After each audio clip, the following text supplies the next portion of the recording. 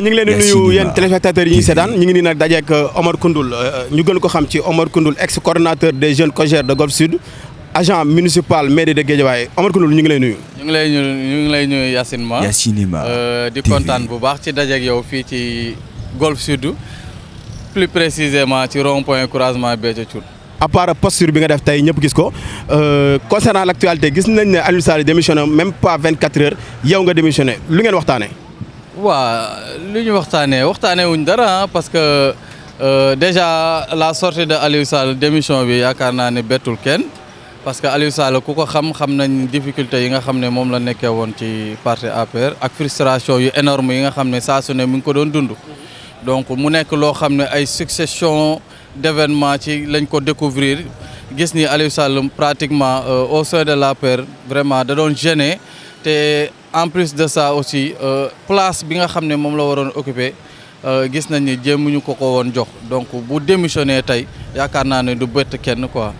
donc par la suite aussi ñun yaakaar naa ni man en tant que coordonnateur des jeunes de la commune de Golf Sud yaakaar naa ne ku ma xam-xam mag Aliou Sall te suñu ànd ak moom du tey yaakaar naa ne bu demee ba am frustration yu toll noonu ñu koy dund boobu ba léegi président de la république nekkutu fi ñu war a mën a continuer di ko dund loolu la am na fi muy toll nag dañ naan basta doy na ci yenn tuuteel yi doy na ci yenn métital yi doy ci yenn en tout cas dénigrement yi nga xam ne daan nañ ko def di ko gis mu koy subir ci yu bëri daal yaakaar naa ne aujourd'hui dañu jàpp ni doy na et c'est le moment que Aliou Sall jël ay responsabilités am jël tel position bi nga xam ne mooy position bi gën te yaakaar naa décision bu ñu saluer la en tout cas ñun ñi nga xam ne ay ndaw lañ nekk ci parti bi mais aussi man en tant que coordonnateur des jeunes yaakaar naa damay ànd ak moom ci décision bu toll noonu. waaw ci kaw loolu yaa ak Aliou Sall seen relation lan la. waaw relation mag ak rakk la parce que mun naa wax ni depuis 2008 maa ngi fii ci parti bi nekk biir APR di ci liggéey donc Aliou Sall jàpp naa ni sax bokk na ci ñi nga xam ni. moom laa mujjee xam mais tey suñu taxawaay ci parti bi au niveau de la commune de Golf Sud tey bu amee taxawaay bu am solo ak doole yaakaar naa ne Aliou Sall moo tax donc ñëw na fekk si ñu dooleel nañu ànd nañu ñun te bu ñu waxee yàlla rek tey APR tey cër buñ ci mënti am rek grâce à Aliou Sall moo tax ñu am ko donc relation bi dafa dépasser relation politique parce que léegi diggante Aliou Sall la ak suñu famille ak suñuy mbokk ak suñuy xarit voilà. mais Omar démission ak abandonné dafa nekk lu garaaw ci mbir bi ngay démissionné est-ce que tu as bien réfléchi am na si ñoo si waxtaanal wala. waaw xam nga démission du nit moom du xëy rek na démissionné na démission bi lu si jiitu waxtaan naa ñi nga xam ne ñoom laa ko seqaloon ci wàllu ndaw ñi ba ñu ci bëri sax ci ñoom tey taxaw nañ pour fekk si ma ci décision boobu donc loolu nag yaakaar naa ne bu ma ko amul woon waxtaanee ko ak ñoom tey. yaakaar naa ne mënoon nañ ci dégg leneen ak leneen mais dafa fekk loo xam ne ñu ci bëri ci ndaw ñi nga xam ne ñu ngi collaborer ak ñoom di jëflante ak ñoom waxtaanee nañ ci ak ñoom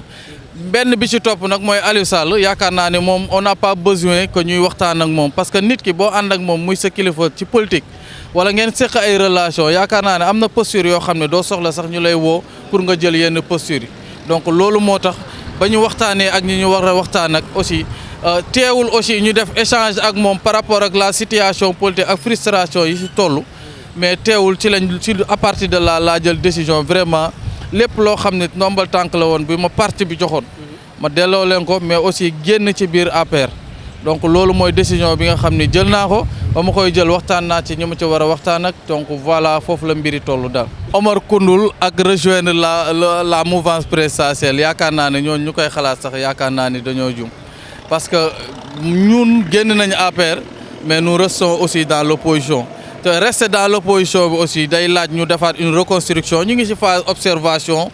waxtaan suñu biir xoolaat ban taxawaay la ñuy am mais ak taxawaay bu ñu mënti am daal du nekk ànd taxawaay boo xam ni taxawaay biir APR lay doon quoi donc foofu lañ toll ci mbir yi du APR en tout cas casquette APR la ñuy soloti mais dinañ xool en tout cas ci ban mouvance ak ci ban organisation la ñuy nekk mais pour le moment ñu ngi ci phase d'observation waxtaan suñu biir di xool naka la ñuy organiser mais ñiy xalaat ni Omar Koundoul day dem rejoindre Pastef loolu moom yaakaar naa ni du xalaat boo xam ni méngoo na ak sama personnalité ak samay conviction politique.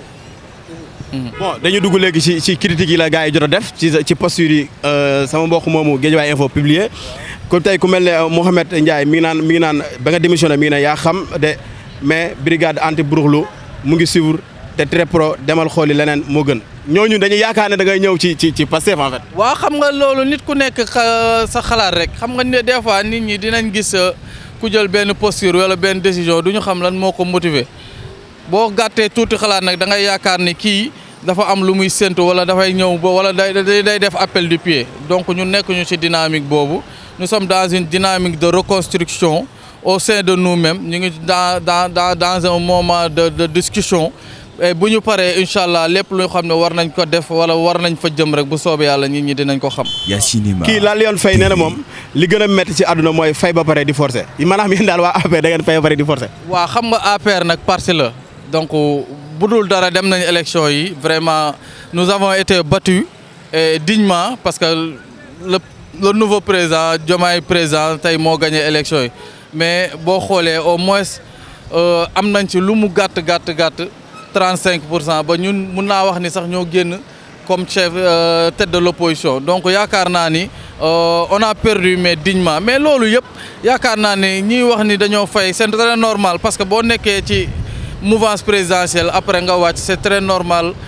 nit ñi di am seen perception ak seen xalaat mais aussi nous prenons ça avec philosophie daal waaye. D'accord nag Omar lu am solo quel avenir politique pour Aliou Sall. waaw Aliou Sall yaakaar naa ni tey kenn du ko wax lu mu war a def tey ànd naa ak Macky Sall taxawaay bi mu ci war a am na ko ci malgré difficulté yoo xam ne dund na ko biir APR mu metti lool ñu koy gis suba ak ngoon ñu koy bunxatal di ko xëy di ko xeex di génne ay information yoo xam ne contre lui la lépp pour yàq deram ba coowu 400000 yi nga doon dégg des gens yoo xam ni ñoo ko créé. loolu il paraît dara amu ci. waaw mais tey l'histoire a donné raison tey gisatuma Aliou Sall lan moo war a tax du génn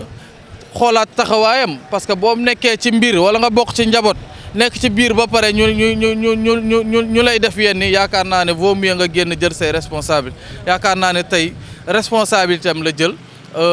du ko téye. ñi mu war a relation yi mu amoon ak waa APR yi ak waa parti social ak ñeneen leaders yi aussi mu garder seen relation mais politiquement moom li ma koy conseillé mooy mu jël responsabilité am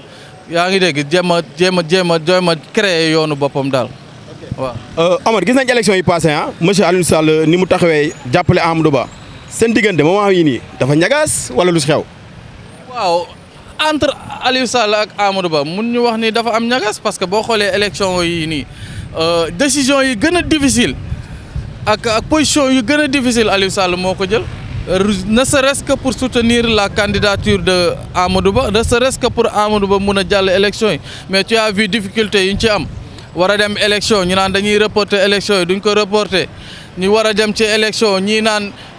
candidat bi dañ ko war a changer duñ ko war a changer c'est-à-dire que mu nekk une guerre interne boo xam ne tey fi parti bi toll tey ci APR yaakaar naa ne ñun suñu biir ñun ñoo fexe lool donc je pense que tey képp koo xam ne tey doomu parti bi nga képp koo xam ne kay parti bi rek nga xamoon tey am nga lu la métti ci biir parti bi donc c'est raison pour laquelle donc suñuy frustration dafa bëri ay aspects yoo xam ne tey moo ko motiver donc loolu rek moo tax tey ñu del def recul xoolaat suñu bopp xoolaat ci benn dynamique politique lañ nekk parce que mun ñu nekk ci parti di jëm élection ñun suñu waa parti ñuy jéem a yàqalante suñu biir donc c'est très normal boo jógee ci loolu après observation nga jël ses responsabilités. ok ñu ngi ñëw ci question bu am solo balaa question bii nii yow Omar quelle posture pour Aliou Sall et Guédiawaye lors des prochaines élections législatives. waaw Aliou Sall pour le moment xam nga dafa def recul génn na ci mouvance APR mais jàpp naa ni tey loolu warul tax mu arrêter politique te yaakaar naa ni nekkul ci dynamique yu sax bàyyi politique mais. il faut que mu toog def observation xool fu muy taxawaat mais li ma koy conseiller rek mooy mu jël yoonu boppam bañ a dugg ci benn mouvance bañ a xaar benn parti politique mais mu créer yoonu boppam. comme yaa ngi ñi ngi xaar ci moom parti. waaw mais loolu yëpp man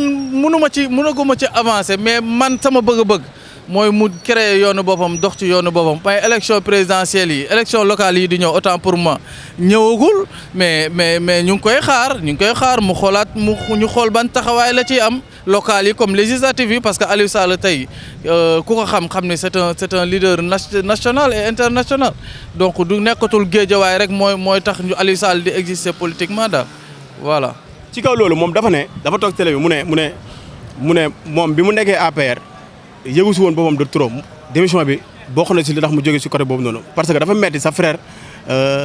yor benn mbir nga bokk fa dafa daan bëgg wax dara sax du ko mën a wax ndax frère mi ngi fa léegi li problème bi mooy bëgg naa la ne lépp ci émission bi problème bi mooy pourquoi bi mu fa nekkee démissionné wul mais mu xaar ba xam ne affaire yi jeex na tàkk daanu am na muy door a démissionné. xam nga Aliou Sall ku ko xam ni dafa gëm boppam mais da aussi dafa am liberté d'opinion boo xoolee boo leen seetloo tuuti ci élection présidentielle yi am na ay discussions yu ci amoon Aliou Sall génn jël position par rapport ak renvoi yi ñu war a ndox élection yi mu ne àndu ci tey àndu ci la mooy yooyu mooy ay attitudes yu nga xam ne moom loolu la gëm c'est-à-dire que liberté d'expression moom da ko am. maintenant du question ni dañu xaar ba élection jeex Aliou Sall génn non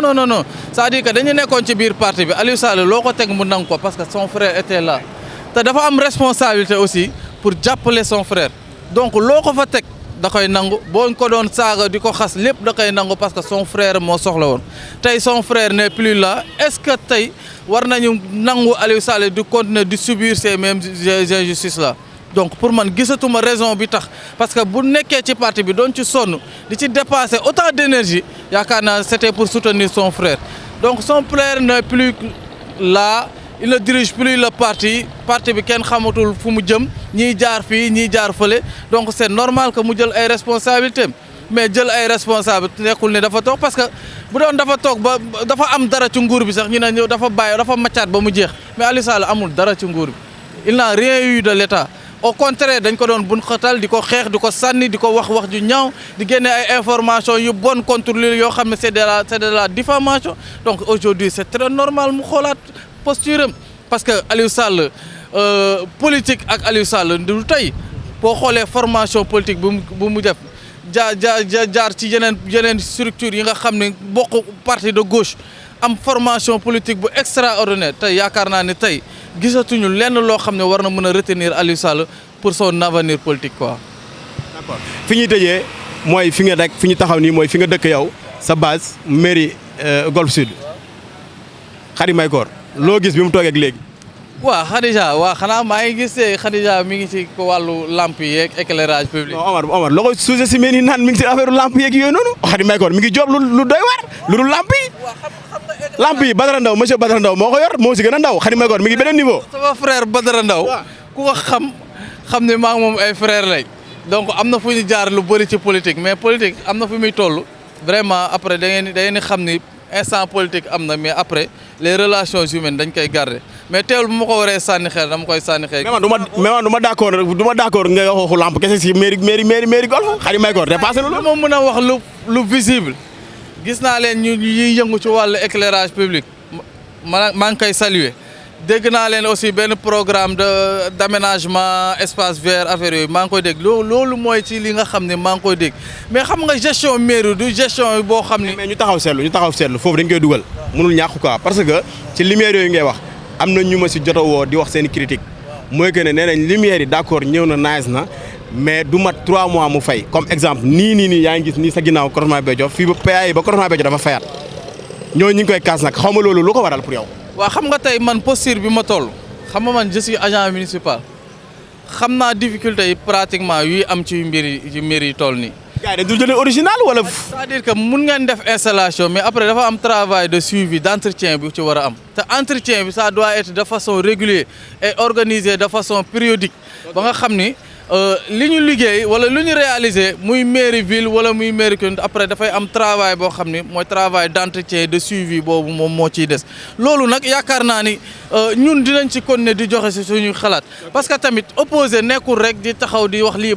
baaxul mais aussi des fois il faut apporter sa contribution en donnant des idées yoo xam ni c'est dans le sens de bien faire en tout cas Golf Sud gis nañ ni maire bi mi ngi jéem mais des na parce que des na 2 ans et demi yaakaar naa ne dese na ko lu bari mais ñu ngi xaar aussi yeneen réalisation yu ëpp solo yoo xam ne day laal le volet socio-économique quoi laal jeunes yi laal ndaw ñi laal lépp quoi loolu aussi ñu ngi koy xaar parce que mairie aussi dafa am ay compétences transférées yoo xam ne dañ koy état da koy transférer la commune donc yooyu yëpp ñu ngi leen ciy xaar quoi. d'accord leer na ni nga dëkkee Golf Sud noonu nga dëkkee dem Guédiawaye maire Guédiawaye monsieur Ahmed Aïdara.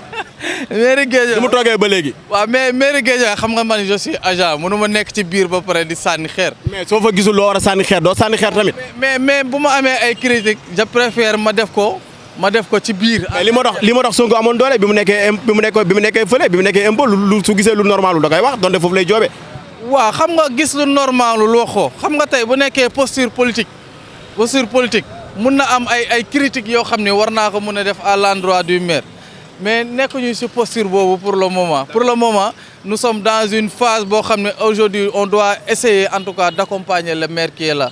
gis nañ ni bëgg na mais xam nañ ni mairie Guédiawaye y a beaucoup de difficultés am na ay manquements gis nañ ni aussi sur le fonctionnement am na ay difficultés mais loolu yaakaar naa ni ñun ñëpp ñu ngi ciy jéem a bay suñu waar parce que Guédiawaye bu baaxee tey ñun la baaxal donc mairie Guédiawaye ku ko xam ne dafa am difficulté de ressources financières te loolu dafa laaj travail bu extraordinaire travailler à trouver en tout cas des fonds te loolu lu ñu ko mën a may mooy le partenariat public privé moo ñu ko may ak relation ak ouverture ak en tout cas travail ak l'état central il faut mu am liggéey boo xam ni en tout cas collectivités yi war nañ ci liggéey ak état central. waa léegi monsieur Omar Koundoul sa dernier mot. waaw yaa Cinéma Pro di kontaan ci yow rek ak li nga def parce que yaakaar naa ne yombul mais nag xam naa ne ku bëri pexe nga quoi mais kontaan nañ bu baax mais di la wax ne rek. Omar attends beneen waa Aliou Sall ngi ne di ñëw de xaw nu mu demee nii yéen lu xew jamono yii nii. Amadou Kane mooy ñëw. ana Amadou na ñëw. mais tëjalantaan naa. waaw mais di wax ni rek ñun moom xoolal Aliou Sall mooy suñu référent. benn identité remarquable la ñuy doxee muy Aliou. léegi ku la bàyyi nga dugg si écran bi yow ku la bàyyi nga dugg si écran bi. lu xew fii Omar Koundoul démission bi lañ doon waxtaane. démission la. dafa démissionné Aliou Sall. kenn. Omar Koundoul dafa démissionné si APR. Cogère waaw pour topp Aliou Sall. waaw Aliou Sall. mais yow ku la xamee ne si Aliou Sall mais loolu yow méttiwul. mu démissionné. Koundoul bu démissionné du ma bett. Koundoul ak Aliou Sall mburoog soow la li gars yi di wax mburoog soow mooy Koundoul ak Aliou Sall man mii sax damay démissionné. ngay waxee sax fii démissionné naa. mais Omar yow sa démission bi mais sa démission bi comme kii mooy deuxième personne bu démissionné à part Aliou Sall. nee naa la woon sànq boo jeunes yi démissionné dañoo bari te ñu ci bëri jël nañ ma ci suuf waxtaan nañu ak man te ñoom ñëpp démissionné nañ pratiquement. mais monsieur Kane waa Pastef dinañ leen de. xaw ma de waaye man ba yëf yi amee ba Aliou démissionné ci ngoon gi ba ma yégee loolu laa ko envoyé message ne ko man it démissionné naa mu ne ma merci mon frère te Koundoul bu ko defee du ma bett ñun Aliou Sall la ñu xam. mais seen noonu yi du ñu reetaan. ñan la ñuy ree. ah mais démissionné Pastef. xam nga démissionné APR ànd ku mel ni Aliou Sall loolu lu rëy la xam nga lu tax. d'accord Aliou Sall mooy nit ku màgg su ma nee màgg ci wàllu liggéey ci wàllu xam-xam waaye ci wàllu département Guédiawaye boo fi tuddee Aliou Sall dañuy siggi ñun mën nañu siggi dox nu ñu neexee biir Guédiawaye ndax Aliou moo ñu ko liggéeyal moo ñu sagal foofu xoolal tey lii ni mu rafetee BRT bi ñu ngi jàll